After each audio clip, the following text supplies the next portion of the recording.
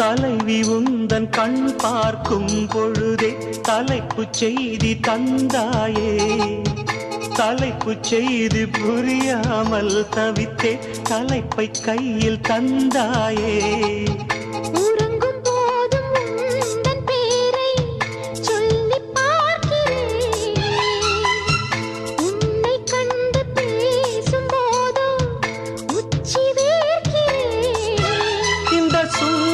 வார்த்தைகள் தந்தது யாரடி உன்னை கேட்கிறேன். உன்னை தட்ட தென்றல் இன்று என்னை தட்ட சொன்னதொரு செய்தி. உள்ளுக்குள்ளே ஆசை வைத்து தள்ளி தள்ளி போவதென்ன நீதி.